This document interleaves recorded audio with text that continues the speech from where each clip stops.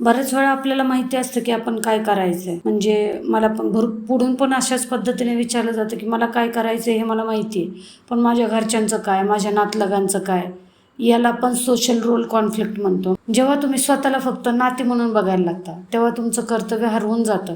अर्जुनाच्या याच मानसिक गोंधळाचं दर्शन आपल्याला भगवद्गीतेचा 26वा श्लोक दाखवतो.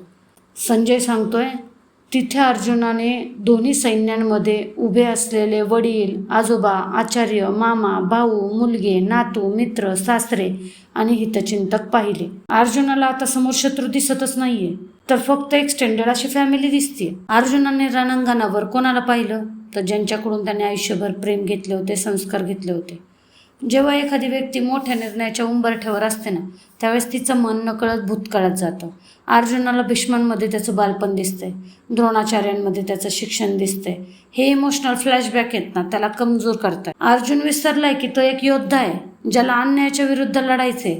त्याला फक्त हे आठवतंय की तो कोणाचा तरी पुतण्या आहे, कोणाचा तरी शिष्य आहे. जेव्हा तुम्हाला स्वतःची ओळख तुमच्या नात्यामध्ये इतकी गुंतून जाते ना, की तुम्हाला स्वतंत्रपणे विचार करणं केवळ अशक्य होऊन जातं.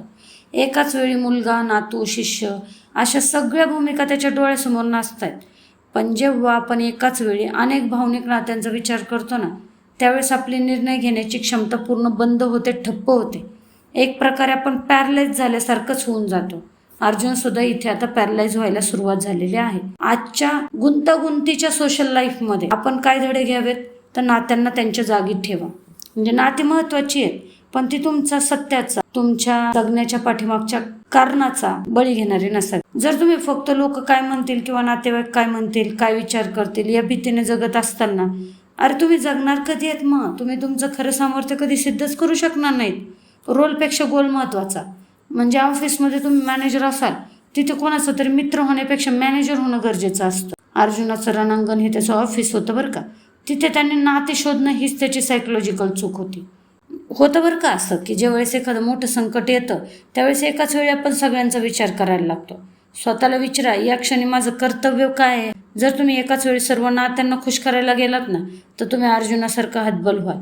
म्हणजे साधं उदाहरण आपल्या डेली लाईफमधले, मुलाच्या बाबतीत मुलाच्या बरोबर मित्र होणं गरजेचं आहे का पालक होऊन त्याला एखाद्या चुकीबद्दल शिक्षा देणं गरजेचं आहे? तुम्ही इथे जर नाही मी त्याच्याबरोबर त्याचं मित्रासारखं वागणं पण गरजेचं आहे हे म्हटलं, तर तुम्ही पाल्याला तुमच्या एक चांगली शिकवण देऊ शकणार नाही. तुम्ही कोणाचं काय लागतं ना, यापेक्षा तुम्ही स्वतःसाठी कोण आहात हे शोधणं जास्त महत्वाचं आहे. नात्यांच्या जाळ्यामध्ये स्वतःचं कर्तव्य हरवू देऊ नका.